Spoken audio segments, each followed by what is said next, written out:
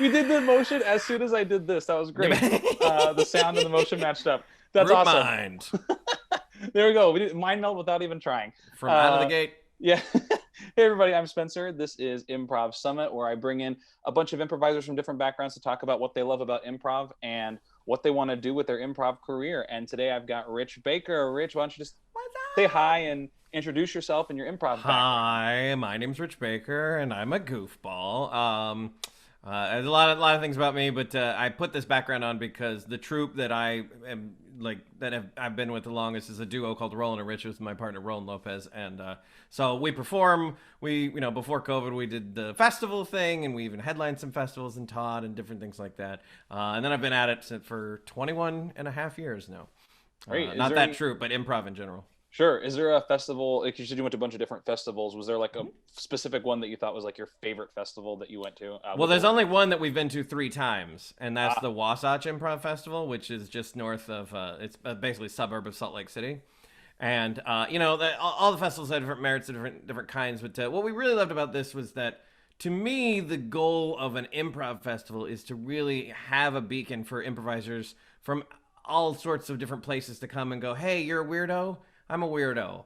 Let's be weirdos in the same space at the same time, right? And they're really good about getting top quality teachers, and they even have like a free lunch workshop, and they do what I call planned fun, which not all festivals do. If I'm going to be in another city for a weekend, give me some options on stuff to do. And so like we did like, top golf, and I think we karaoke, and then just stuff like that. So I like a lot of festivals, but I'm gonna give a huge shout out to Wasatch, and they actually had us headline last year. So we went 3 years in a row and headlined the third year, which was pretty awesome. that's awesome. And those were all Roland and Riches, right? Mhm. Great. I've Cool. only been to festivals as Rollin and Riches, except for one years ago. Ah, awesome. Yeah, I've seen you guys do both Zoom and in person actually now, Nice. Thanks. and it's a lot of fun. So I Thanks, man. remember you probably remember it. I don't know. It was where you guys were shadows on the Zoom one I Oh watched yeah. recently, and that was super fun. And I actually brought it up in one of my improv classes. We were talking about like what we watched and all this, Mhm. and I was like, it was so fun watching people play shadows because a lot of the time in improv we forget that we don't have to play humans. We can Yeah. literally play anything. And so that moment I was like, oh yeah, I don't have to play a human. I can literally play anything. So that's what I thought was great about that moment that I remember specifically. Ah, thanks, Um, man. Yeah, I. yeah. It's interesting to me because I mean I remember my first level one back in I'm talking '99. I played Alpha Centauri at Hmm. one point in the show, and to me like that was part of the reason that attracted me to improv was playing whatever I wanted, and it's such a default for a lot of people to think, oh, I could play a different person than me, but it has to be a person. It's like, man, I've played cabinets, I've played floors, I've played every animal under the sun, every alien. Like I've been someone's eyebrow. Like I've been a steak. Hmm.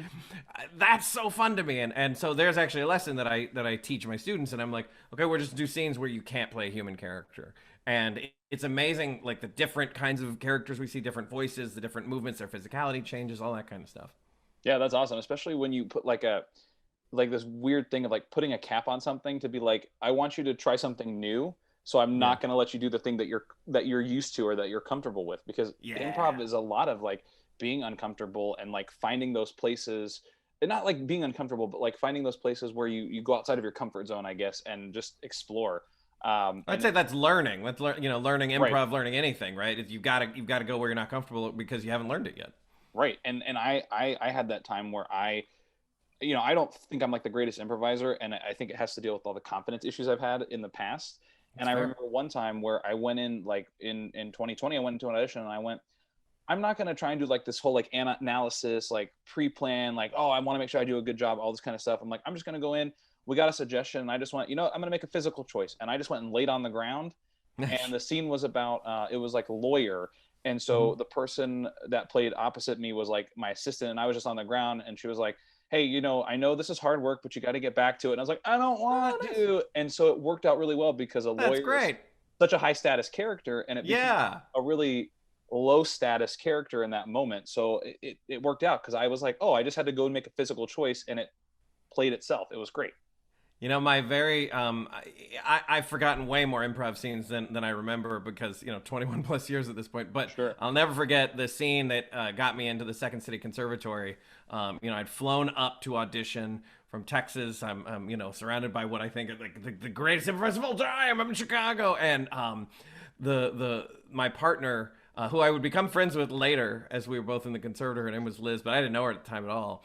Our suggestion was Walgreens. And the first thing she says to me is, "Shut up, Frank. Stop throwing up everywhere." And I'm like, what kind of offer is that? So I literally just went, hmm? And I never said a word the whole scene. I just kept like acting like I was gonna throw up, and then the scene ended when I finally lost it. And like, I'm not a huge, like, I don't like always go towards bodily function jokes by any stretch, but because I was labeled that, I just took it and ran with it, and I got into the conservatory without saying a word in my audition. That's incredible. On a side note, kids love bodily function. They just, I've learned sure. they love it. When they can't do pee, they do poop. If they can't do pee and poop, they do throw up. If they can't do any of those, they just like to live in boxes. I've Sure, learned. snot, cough, yeah, all that stuff. Yeah, And so you said that you did you're an alum of Second City, Chicago, right? yeah. Well, so the way Second City is an interesting beast because the only Sure people is. that they call alums are people who Main originated stage. a show on one of their resident stages. And so there's a lot of people who've performed and taught in different things who can't be considered alum. But yeah, I graduated the Conservatory of Chicago back in 2006. Great.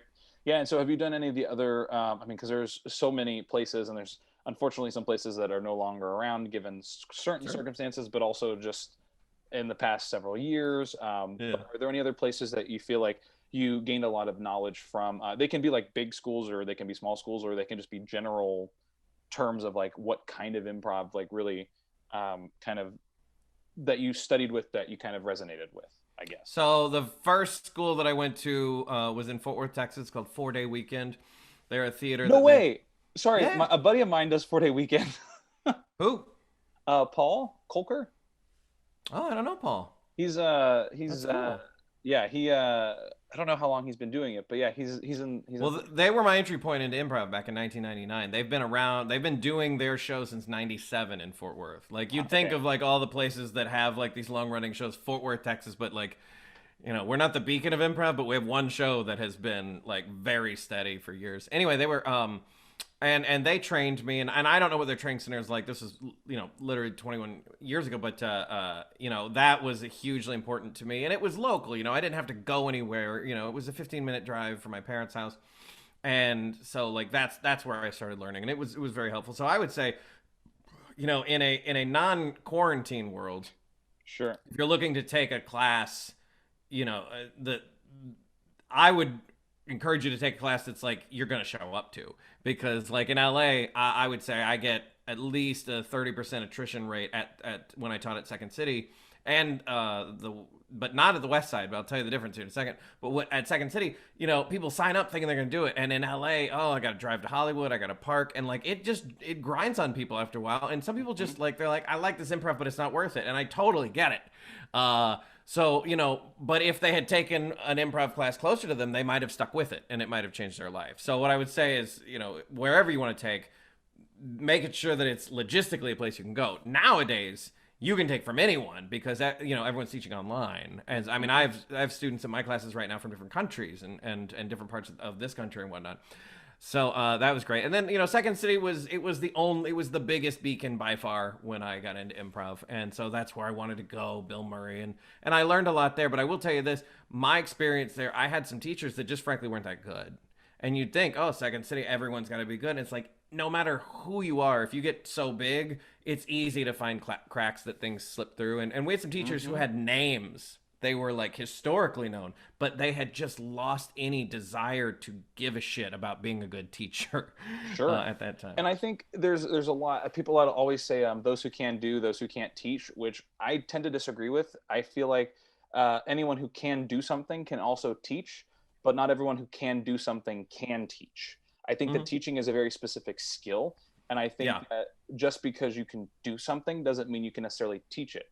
There are people that can do something like improvise and also teach it, but there are people who are great improvisers but teaching is not something that they're able to click with. And I think that that's something that I've noticed, is that those who can't teach, I don't agree with that specific phrase, because there are people who can, that also can teach. I would nuance it, specifically saying that there are people who can teach something who can't necessarily do it. There are people who can do something and can't teach it, and there are people who can do both. And I think to put a blanket over, like, because I used to believe this, this idea of like, well, what does this acting teacher have to do with me? If they were good actors, they'd be in the movies. And it's like, Right. there's a zillion things wrong with that statement. But Sure. like, I have learned from people who aren't necessarily good practitioners of it, but they know how to teach it really well. And then I've not learned from people who were great practitioners who just couldn't teach worth a darn. So it's all over the map as far as that's concerned. But what I will say, and I've been preaching this for years, if you're an improviser and you'd like to become a teacher, that's awesome. But do it because you want to teach others. You want to give the gift of improv to others, not because you want to make a living, and not because you want to have power, and not because you want status in the community. Because the people who do it for those reasons make for toxic environments, terrible teachers, horror stories, people saying I'll never take another improv class again, that kind of stuff. I agree with you 100% on that. I tutor kids, and I don't do it for the money, that's for sure. I do it because I want kids to learn. That's really the biggest thing. That's the teacher. Good for you. You're a good dude. So, thanks. You're great. So let me jump into the next question. It's essentially, we've talked a little bit about it, but not really actually, I guess, at all. Like, what drew you to improv? Like, I mean, there's so many things that as an actor, if you're an actor, actors and writers can do, or if you're not, people do improv because they want to. Outside of their corporate job or whatever. But what specifically drew you to improv as opposed to other things? It's and clearly there was something specific, because I'm kind of a generalist. I've done stand-up, I'm a musician, I've acted on theater and camera, dramatic comedy. I've done a lot of different things, and I love all of them. But improv has clearly been kind of like the number one thing in my life for most of my life at this point. And what really drew me to was, I think that I couldn't get my head around it at first. So the story is, I was an actor, and I was in the musicals and the plays. In high school, I was in the choir. I was doing pretty well. I was excelling. I was like winning awards and different things like that. And I was like, I'm going to be an actor, singer. I'm going to be on Broadway. That's going to be my goal, this, that, and the other. And when I was 17, a friend of mine, it was her 18th birthday party. We went to see 4 Day Weekend, which I'd never heard of. No one in the party had actually ever heard of it at the time. The only reason she went is because she got recommended by someone, said, oh, you're going to love it. Don't worry. Don't ask any questions. Just go. You're going to love it. And she's okay. So she brought a bunch of us with her, and we saw the show, and they claimed it was improvised. But I was like, no, that's impossible, right? That's not a thing. So I can't make all this up. I really didn't. I thought they were trying to pull, I was very I was under the belief that everyone was out to get you, that everyone was a salesman trying to sneak something past you, because honestly, back in the 90s, that's kind of how it was. And so I thought these guys were trying to pull one over on us. So I went back. They had 2 shows a week. And so I went back for every show for I think 7 weeks in a row, something like that. And I never saw him repeat a joke. And I finally had to give up. And I said, okay, something has to be this. So I approached one of them after that show, and I said, excuse me, I've seen a bunch of your shows. And he goes, I know, I recognize you. I've seen you every day. I was like, yeah. How the heck are you doing that? And he's like, we got classes, we can teach you. And I was like, great. And I think it was, because you watch musicals and you're like, oh, that's talent, but you can kind of see how they got there. But with improv, I really couldn't figure it out.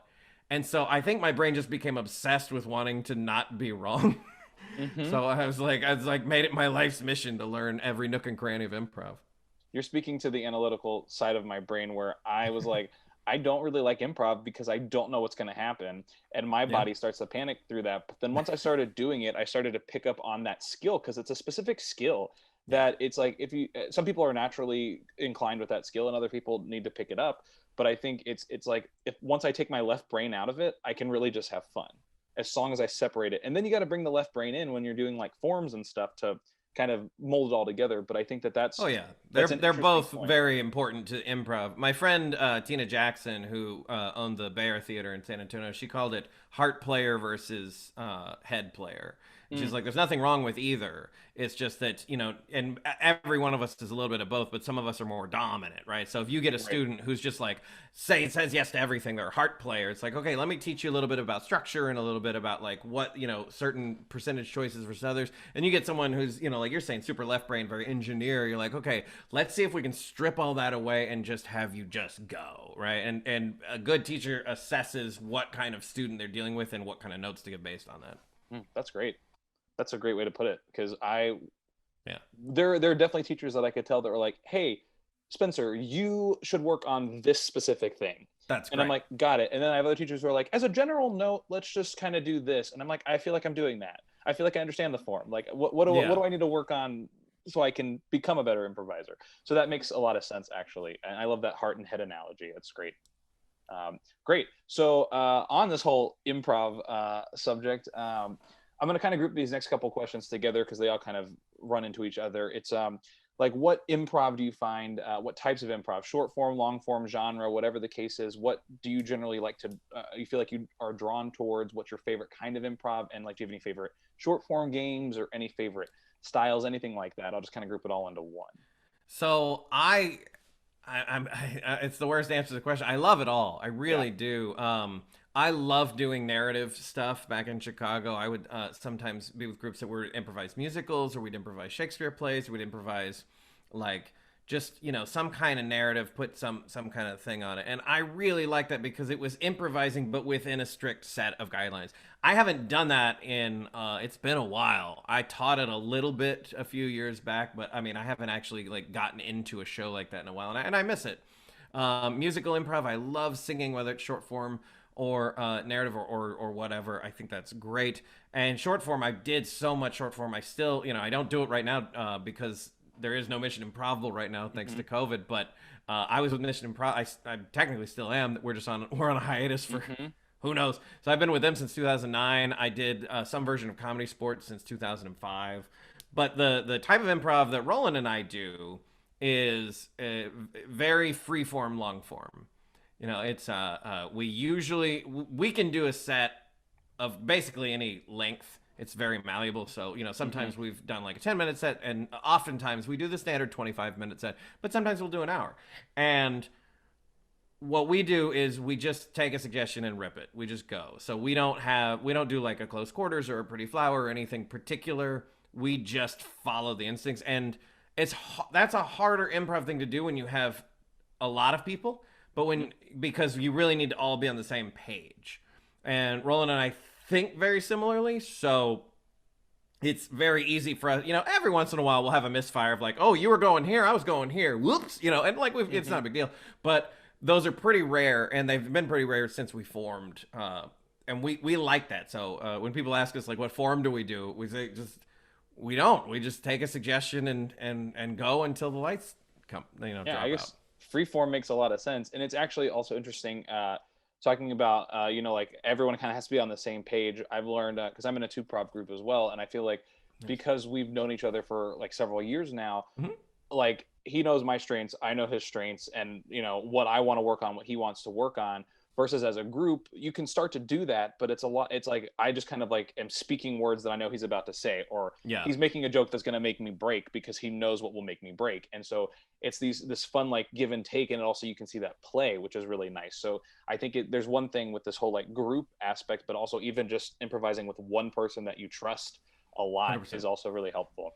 So go ahead. You go ahead. It's the analogy of the band, right? So you could be like a kick-ass guitarist and like play the shit out of your guitar, and this guy could be like a killer drummer, but y'all might not be a good band, right? Whereas some lesser talented musicians who gel well together might make for a greater band, and everything in between. So like Led Zeppelin was kind of a super group put together, and it turned out to be, it lived up to the hype. So it all happens, but like for me and Roland, like we can certainly improvise with other people, and we do, and I love it. But when we improvise together, we're a band, and that band makes a kind of music that neither one of us could make individually. And it's the same with every group.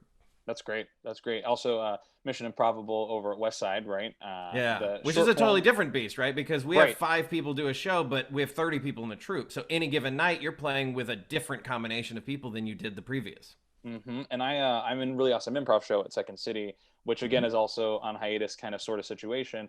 But it Sure. is like, you've had people, that show's been going for 10 years. You've had people who've been on the team for 10 years, and Yeah. people who like me are really new to the Hmm. team. So like, yeah, we're all hanging out at rehearsals and having fun and everything. But until I get up on stage and play with these people, it's a matter of me like, oh, you're really good at this. You're really good at this. I'm really good at this. And then that way the captains and the people who are leading the group, they know like, oh, Spencer's really good at musical improv, when we bring him in, we're going to do musical improv games and build Yeah. other musical improvisers around. Because my first show, it was my training show, they threw me in the musical blind line, and I was like, all right, I guess we're doing this. Because they were like, we're gonna do, like, one word story and like things like this. I'm like, great, this will be great. But for my first training show, I got to play a musical blind line, and it was super fun, and I was like, That's great. awesome. And it wasn't a giant train wreck, so it worked out really well. But they knew that because I like musical stuff, Yeah. that throwing me musical games is gonna I can kill it to do run. I can get through 3-4 rounds of that, no Nice. problem. I'm very Nice. good at it. Anyway, enough about me.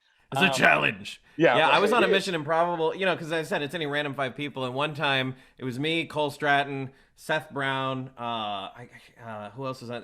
Dan Oster, and all this. I looked around and I was like, guys, we're all impressionists. Like every one of us has like a litany of like famous people impressions and whatnot. So we loaded the deck with games that night. We call them missions.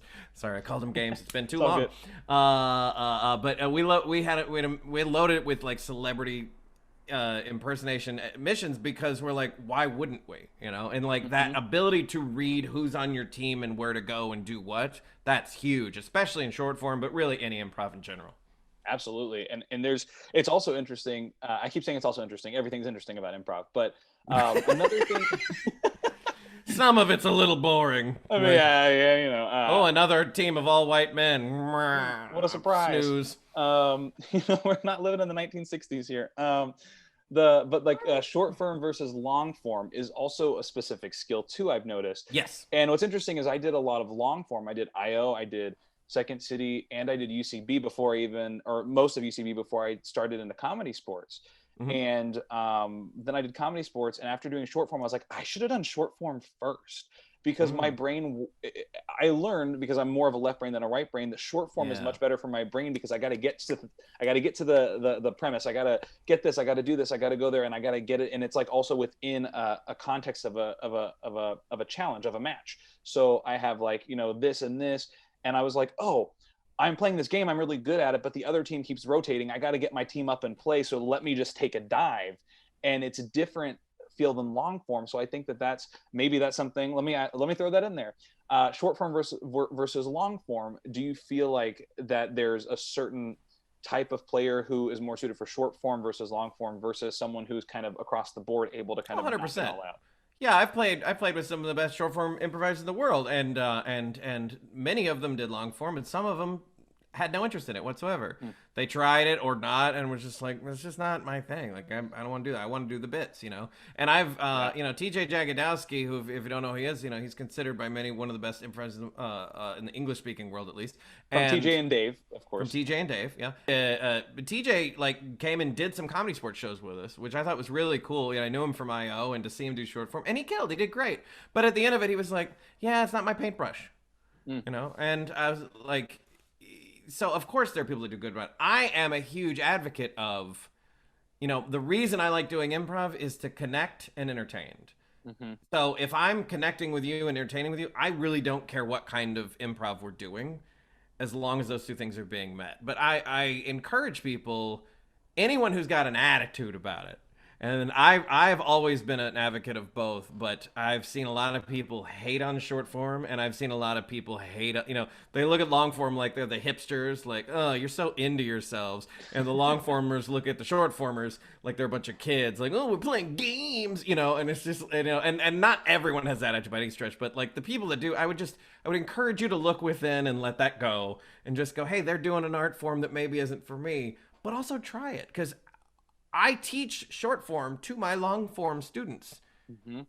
to develop their skills, and they love it. It does develop their skills. So it's like, I think they all beget each other. If you're better, getting better at long form helps your short form and vice versa. Yeah, I couldn't agree more. Like I said, I wish I had done short form before I did long form, because I think my brain processes short form a lot easier than it does long form. Sure. But then having gone from short form and then like back to some long form, I Yeah. was like, oh, long form is kind of taking a short form idea, but just taking more time with it.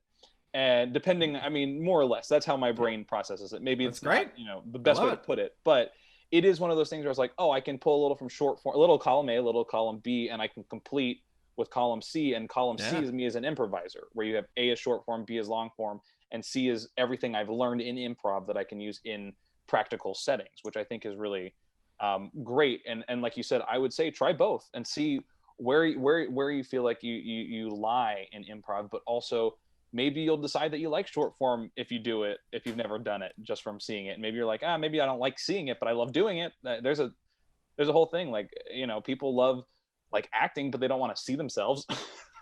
Yeah, So that's the fine. whole Yeah, Brando different never thing too. watched his own movies. Who cares? Yeah, exactly. To answer your question about favorite short form game, it has been the same since it was the very first thing I saw 4-Day Weekend do. That first time I saw their show, the first thing they did was forward reverse.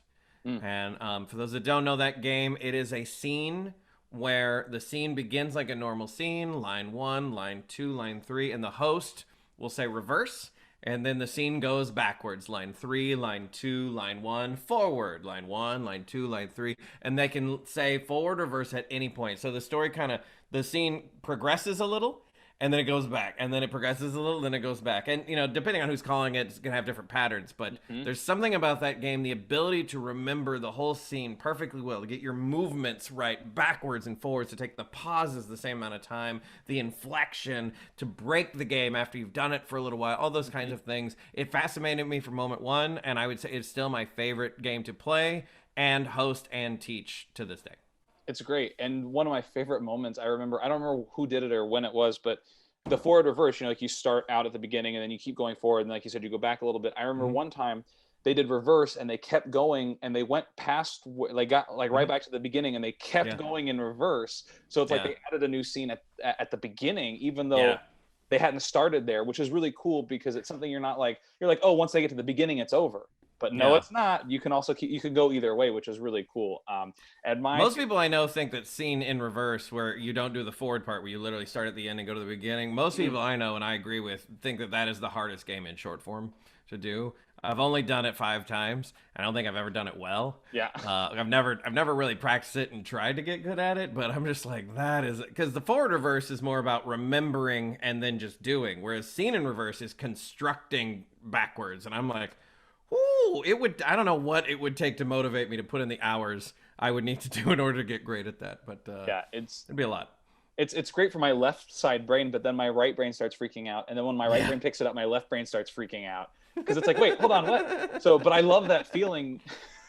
I love that feeling only because I start to be like, okay, now I know that this game is doing that thing to my brain. So let me Yeah. focus on this game and figure out how I can make it better for me and like easier for me to access it. And so Yeah. I've learned that because when I'm like, I jump in, I'm like, okay, great, let's do this game. Like, okay, whatever, got it. But when those games start to make me like go back and forth between brains, I'm like, whoa, hold on. Okay, what's happening? Okay, how can I? And then I know that that's a great game for me because it is challenging for me. It becomes a challenge for me.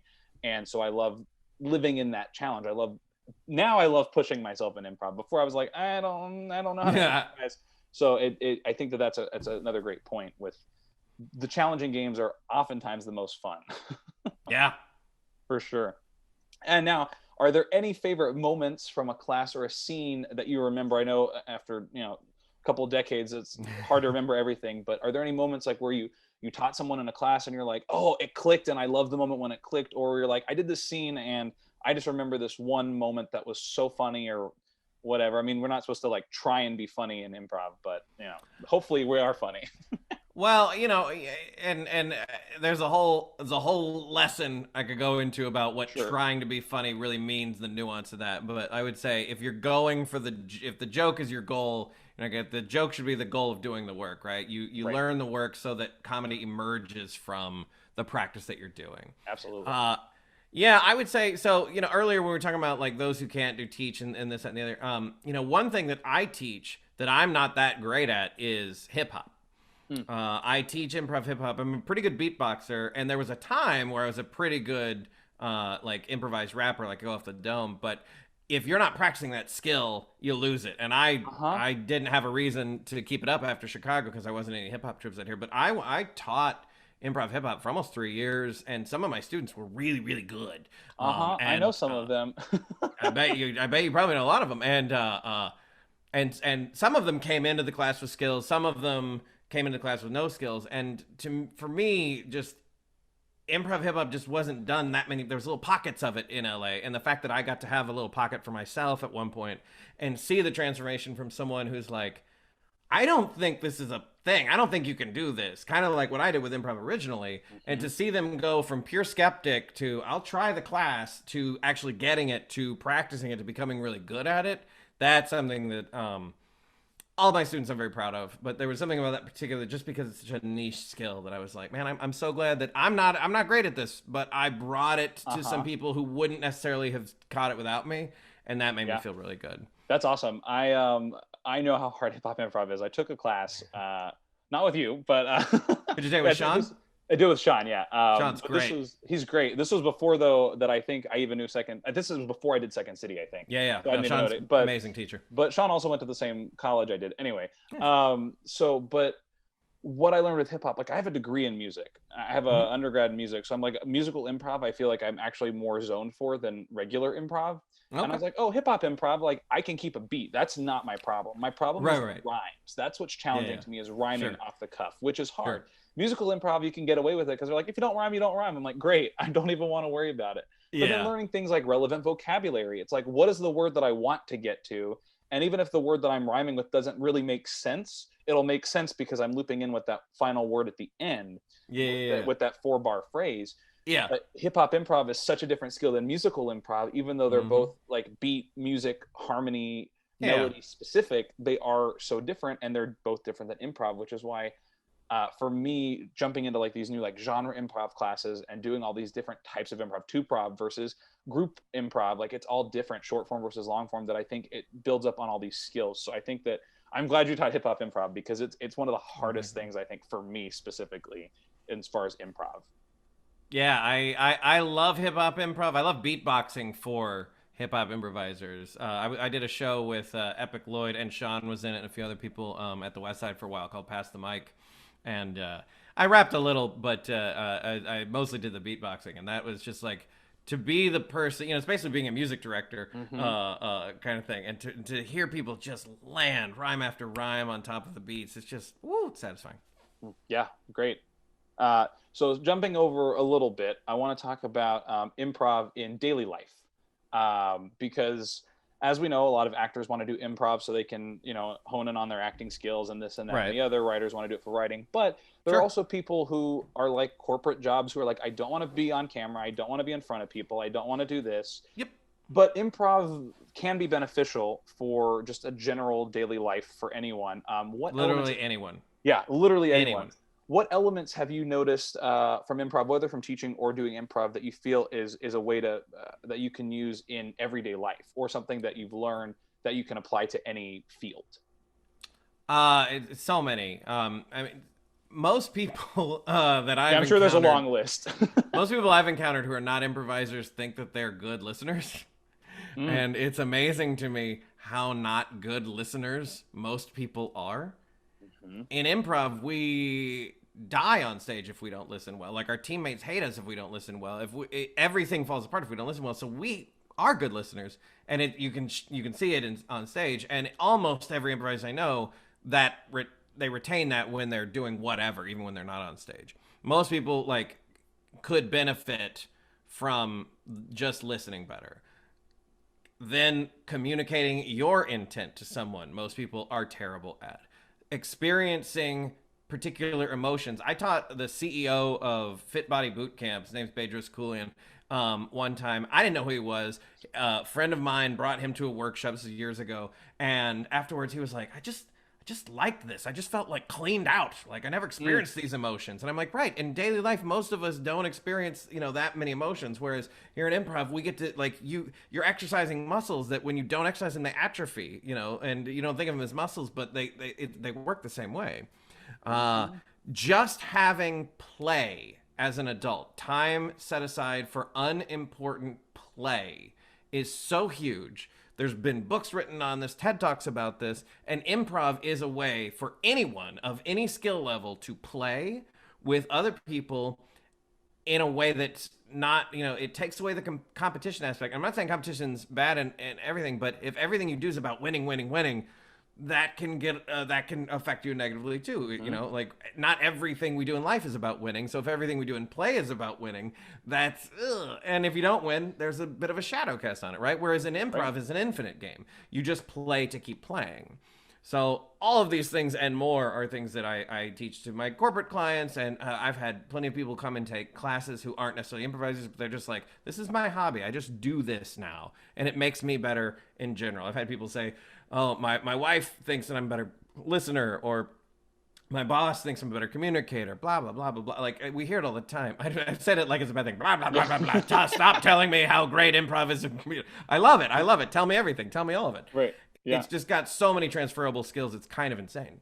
Yeah, don't spoil them all. Don't give away all your secrets, because you do have a business. What is it? We'll post it. Oh, thank you so much. Yeah, Rich Baker Coaching is I have practice groups that meet once a week for 4 weeks at a time. We learn improv as a group. I've had people enter the class with 0 experience. I've had people who have 10 years experience in there. And what I love about that is it's kind of the same model that you use with martial arts, right? Is people in the same class, well, this person who's got a lot of experience, what they're going to work on in this scene is a little different than this person who's just brand new is going to work on in the scene. But the goal of everyone is to make each other look good. So, if you have 10 years experience and you're playing with a newbie, you're developing the skill. How do I make this newbie look good, right? And I love that. So if you want to read anything, there's this book out there that I've been told is actually pretty cool. I can't remember the name of it offhand. Improv Made Easier by Rich Baker. It's on Amazon. But it's pretty cool. It tells you a lot of that stuff. And so I have these practice groups, and then I put on disparate workshops. I've got a workshop on callbacks coming up soon. And then I don't just teach improv. I teach pitching, screenwriting, stand-up, and a number of other skills as well. So you can follow me at Rich Baker Coaching at Facebook or on Instagram. Or if I could give you my link for my email list. I post everything twice a month in an email too. Yeah, if you send it to me, I'll put it on the... I keep doing this as if I'm doing anything. This is my improv typing. I'm very not good at object work. That's something I need to work on. I'm massaging a cat. I've literally said I'm not great at object work like 3 times this week in out of context improv situations. It like we did like a whole phone thing, and I was like, I was like, I'm better at object work than not this. A phone. This is not a phone. And then, so that's a whole nother story. But my question was, because you said you have like someone who maybe has like a year of experience versus someone who has 10 years of experience, and they're doing like, let's say they're in the same scene. Yes. This was a question that was submitted by one of my roommates. Yeah. Let's say you have to improvise a scene with a partner. Like say you've had 10 years of experience and you're working with someone who maybe this is their first improv class. Okay. How do you either as a teacher or as an improviser allow both of these students to shine or both of these improvisers to shine, and vice versa? If you have someone who's just jumping in and they're like, oh no, I'm with all these people who are so good, how do I stack up to these other people without, I guess, getting people in their heads? But I don't know if any of that makes any sense. But so to start out with, you want to make sure that the class is designed with the ability to take people of disparate, right? So if I'm teaching a master's level class and you've never improvised before, it's like that's not going to work because we're assuming certain skills and then work on these others, right? But when it's so my practice groups function as just anyone just come and play and learn. So what I tell people is I just tell them ahead of time. I say like, look, you've been doing this for a while. You know how to improvise with people who've been doing this a while, but your job is to make people look good. So here's someone who doesn't know what they're doing. And I'm telling them dare to fail, which is something I say all the time. I say fail, fail, fail, fail, especially to people who are brand new, but really to everyone. I say your job is to just get up there and just do it and be okay with everything, knowing you're not going to do it right, and that's fine. Just do it. And your job is to go, okay, I know I'm playing with someone who's right. So rather than go meh, like that, which I have certainly done before, and it's because I've been that asshole before, then you say, oh, cool, I've got a challenge. I gotta make this person look good, right? I'm not gonna speak for you. If I were to play one-on-one with LeBron James, I would not learn anything about basketball. I would just feel bad about myself. It would be 10-0, nothing good. He wouldn't learn anything. I wouldn't learn anything. It would be a very wasted opportunity for both of us, right? Sure. But in improv, if you're brand new and you get to play with TJ Jagodowski or Stephanie Weir or Amanda Blake Davis or someone who's like amazing, do it. I got to play with some amazing people in my first couple of years, and I benefited so much. And I'm always like, how can we get experienced people playing with less experienced people? Because it benefits both in Mission Improbable and comedy sports. And y'all do this in Really Awesome Improv Show too. We get audience volunteers, right? People who have no improv experience, and a wide variety, right? And we always people have with no kids too.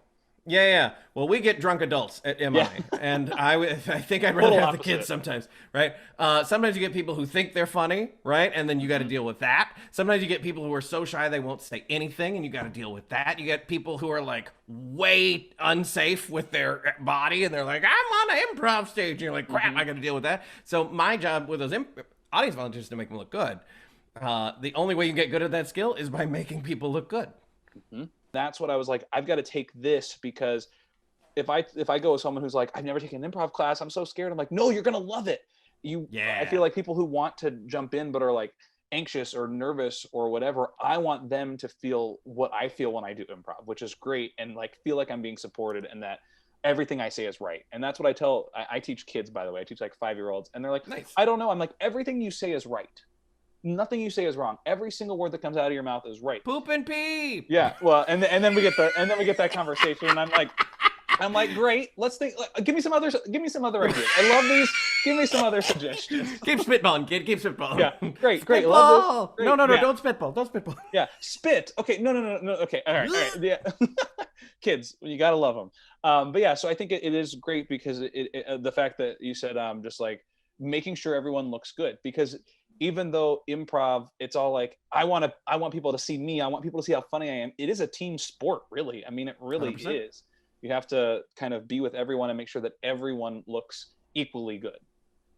Ideally, right? Which it's no one's perfect at, but some people are at least well-intentioned about it. But I taught a lot of level ones in my day for Second City, for Comedy Sports, for different places. It wasn't the only thing I taught, but I taught probably more level ones than any other course when I was working for someone else. And I really liked having a group of people who were all scared and didn't know it. And my job was to make them bond together as a group, make them feel safe, and then they could learn and this, that, and the other.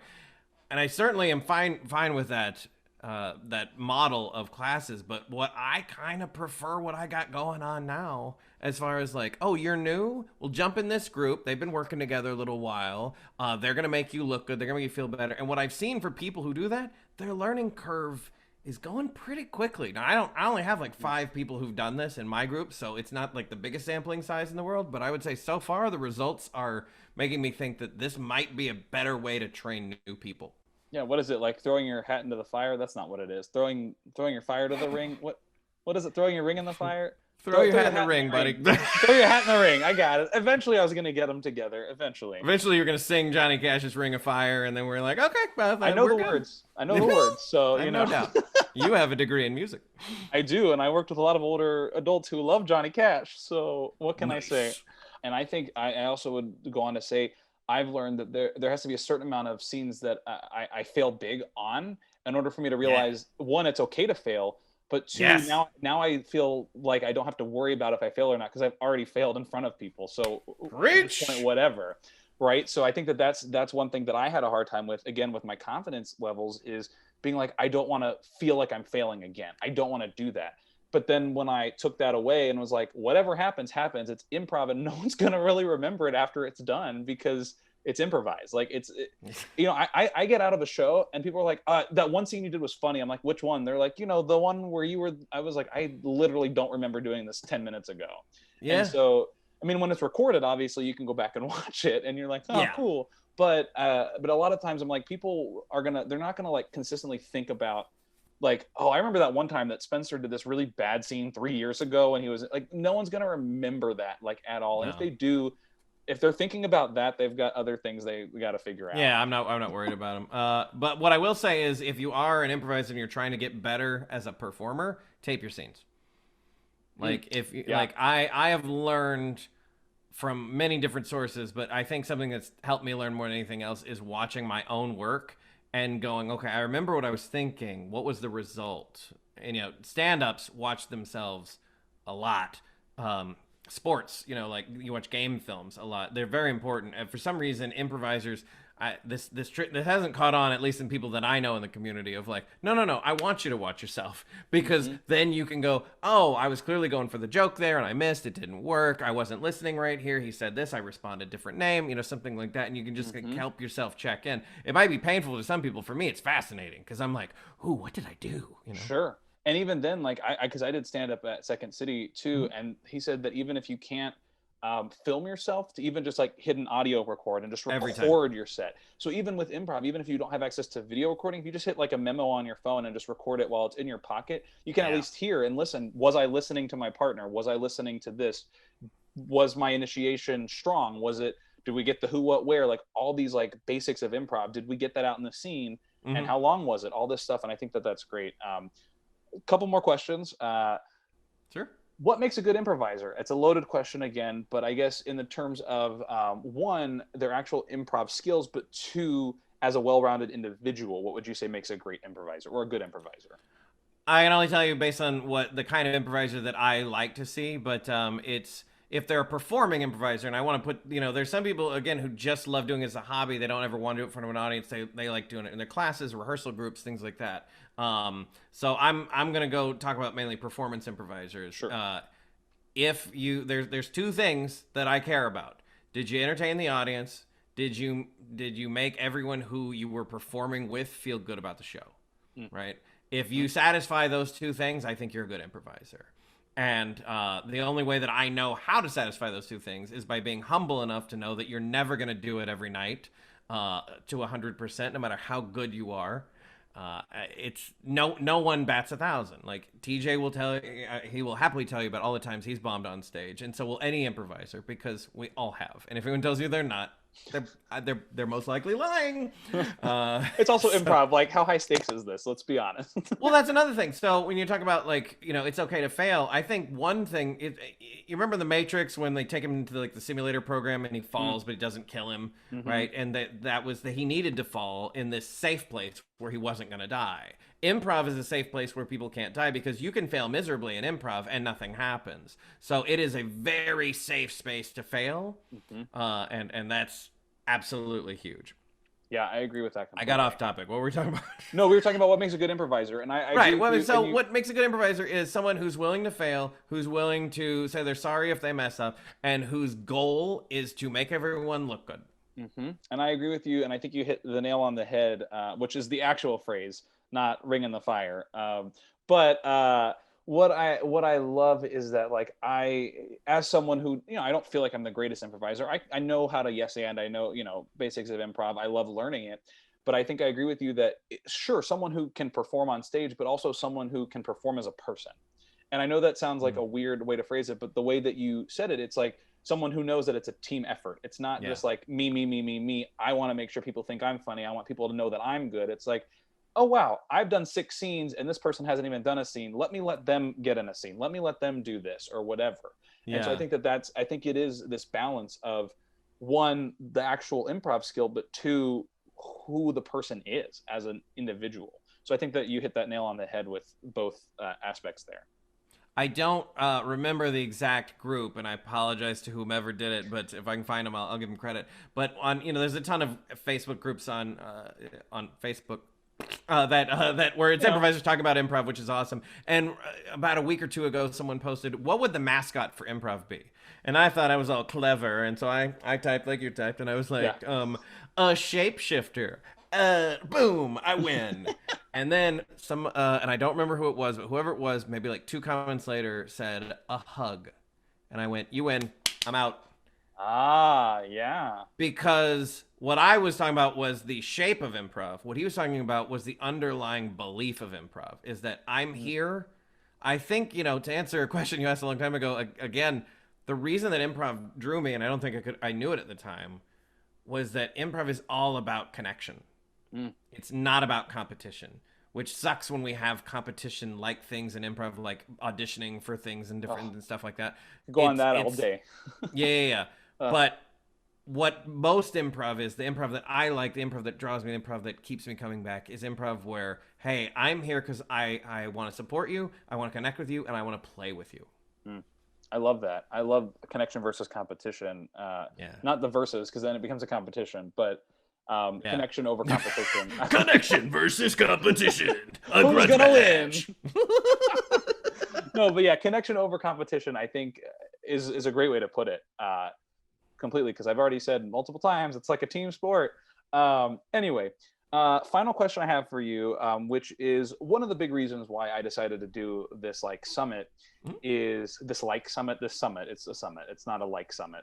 Um, I'm gonna start this question again because I'll edit it out.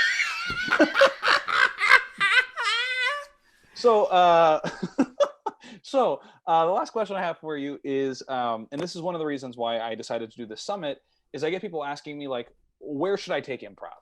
Yeah. Which I feel is a loaded question because I don't know what people's goals are with improv. But my question to you is, what would you say to someone if they just come up to you and say, where should I take improv? What are some things that you would ask them to look for or look into, or what would you ask them about what their improv journey experience that they want would be?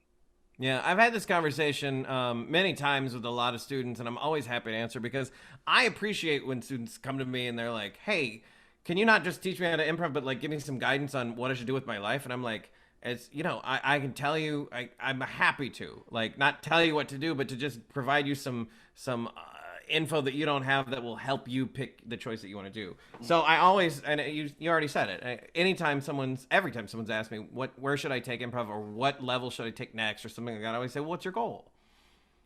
And sometimes people don't have a goal. They just kind of like doing improv and they don't really know what they want out of it. They just want to do more. And I'm saying, okay, well then either form your own practice group with people that you like improvising with, or take classes lower levels so you can meet new people, or there's find something to where it's not about achieving a goal. It's not about graduating the conservatory or something like that, right? Because if Mm-hmm. you don't have a goal, don't put yourself in a position to where now you have a manufactured goal, right? Just kind of float until you find a goal and then you can swim towards that. Some people, the most common thing I heard in LA, which I never heard in Chicago, was because my agent told me to get improv on a Uh-huh. resume. Yep, And sure do. I'm like, look, I've done commercial auditions, I've done theatrical auditions, I've cast a little bit. I love Hollywood. I moved out here for it, and I love everything, and I've soaked up since. But what Hollywood thinks improv is, and what most improv schools teach, are different things. Uh-huh. So when they say they want improv, here's what they want. They want someone to insta write. They Mm, want someone to write a new version of the script, a new line, a new look, a new whatever, uh, at the audition that the writers and producers didn't think of, so that they can be like, oh, let's keep that, right? That's what they want. And I love insta writing. I think it's great. It's not improv. They're kind of similar, but they're not the same skills. The things that are going to help you here aren't going to help you here. Insta writing is tell me a joke right now. So something that improv does do that's insta writing is like 185 or jokes like that, right? 185 blanks walk into a bar. Bartender says we don't serve blanks in the blanks punchline, right? So mm-hmm. you're coming up with a new punchline. You're literally insta writing a punchline on the assuming you're not plagiarizing from a joke you've heard earlier, which a lot of us do, which is fine. But Right. so I would say if your agent tells you to get improv on it, just pick the school with the biggest name that's closest to you that's not too expensive, right? And just get it, just do it, because what you learn there isn't necessarily going to help you here. And then learn Right. how to insta write. Learn how to Right. come up with new bits on the spot that they will go, oh, that's a fun thing that she did there or whatever. Yeah, that makes a lot of sense. And I when you said the whole like Insta right, I will never forget because you said 185. I will never forget my favorite World's Worst Mm. ever that I did in an audition, which is wild because I don't tend to remember my auditions because I just kind of block them out of my memory. But it was world's worst tattoo artist. And I walked up very confidently for the first time, I think, ever in an improv audition. And I went, and just like, and I did, you know, a non-good object work, but I went, Sure. and just like all great artists, I've signed my name in the bottom right corner. and see, it got a big laugh. And That's great.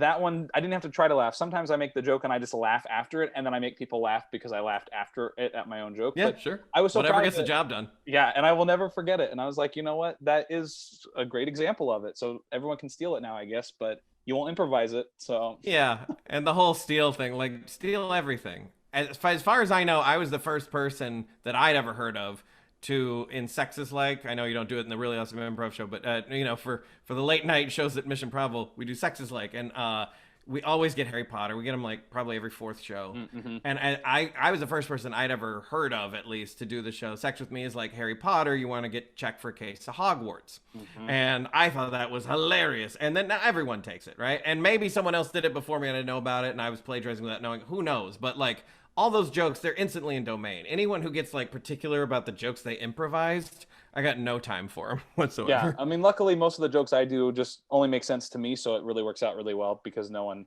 ever steals it because they're like, I don't understand it. I'm like, but in my mind, it's really funny. Nice. And so it works. Great. Those are all the questions I have. I just have one last thing because this is an improv summit. If you wanted to do just a quick like 2-minute improv scene. Hell yeah. I mean, I knew you knew it was going to happen, but I just figured I'd ask anyways. I appreciate you teeing me up for a nice energetic way of saying yes.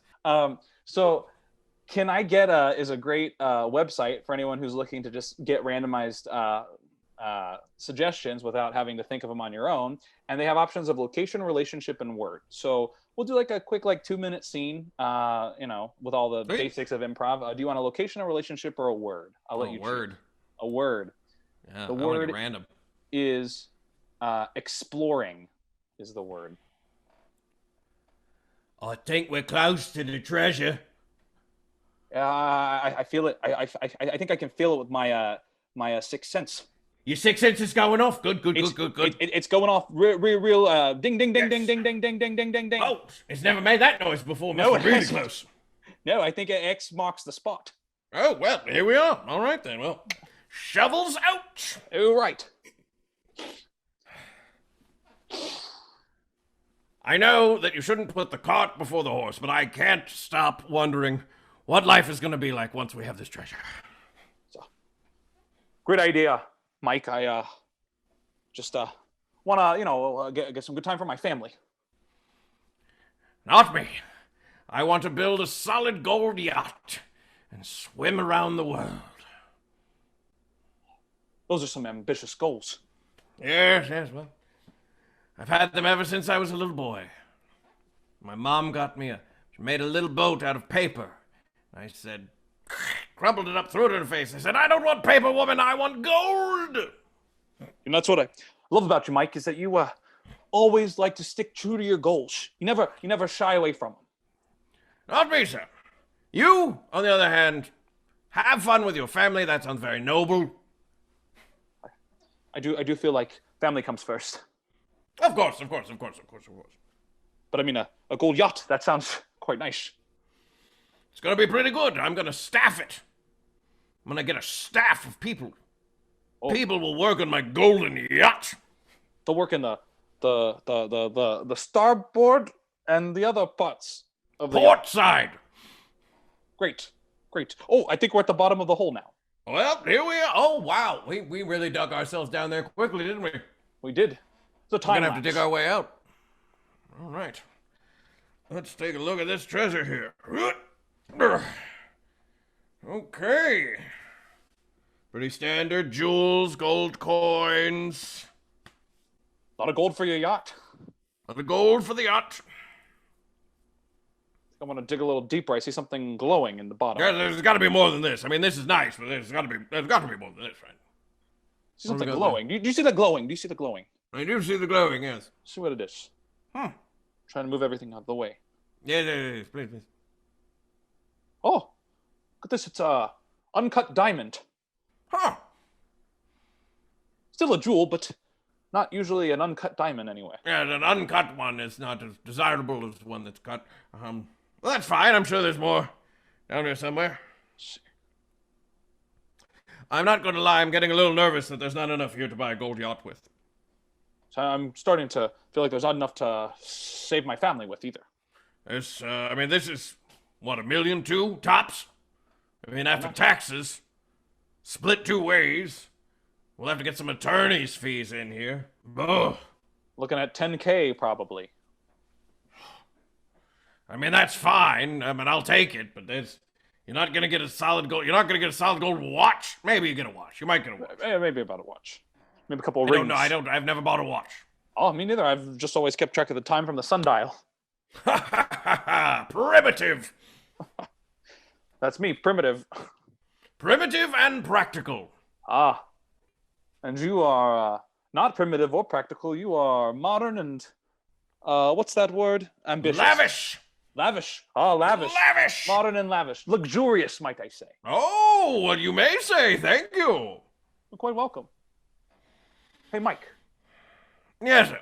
Gotta be honest, this is most time we spent together for a while, even though we always find these treasures. And I gotta say, even being so deep down, this is quite nice to just have some me time. I didn't know that being this deep in a hole with you would be something that I would cherish quite a bit. It's quite lovely. You know, we came here to seek treasure in the form of gold and jewels, but maybe the treasure that we found was friendship. Perhaps. I think you're onto something, Mike.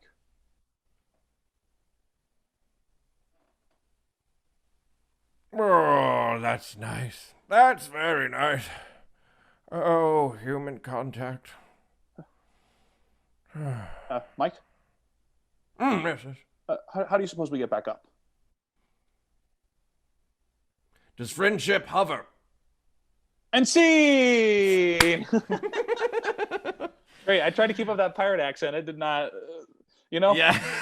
I love what I call the wandering accent, right? Where it's like you start out with one accent and, it just morphs sometimes. Like, I'm pretty decent accents. That happens to me. I've seen it I don't think I've ever seen anyone hold like a perfect accent in a truly, I've seen people do it in genres. Yeah. Like they'll hold a good Shakespearean accent or something. My whole scene started out with like Cockney, then it went kind of British, then it just became me, then it was a little Sean Connery trying to be Sean Connery, and then it went back to British. Because I kept going like, hey, Mike. And then I was like... Yeah, it was... At one point, you became the bad guy from Silence of the Lambs. Hey, Mike, is that a big fat girl? Put some lotion in the basket. Oh, man, that was fun. I've not done a digging a hole scene in quite some time. It's been a minute for me, because I feel like shoveling is the thing that most improvisers do who've never done in real life. Well, remember when I said I was bad at object work? You know how you dig shovels like this? When you dig like this? My shovel went like this at first. Move a chimney sweep there, sir. I went, you grabbed a shovel, and I went, yep, let's do shovels. And I was like, nope, that's not how you do a shovel. You'll see it in the replay. Oh, that's great. Great. So, Rich, thanks so much for joining me to answer some questions and also to do a silly little improv with me. Any final thoughts, comments? I could talk about improv all day. I'll just say thank you for putting more knowledge and improv out into the world. And thank you for having me as a part of it. Absolutely. Thanks so much. Bye.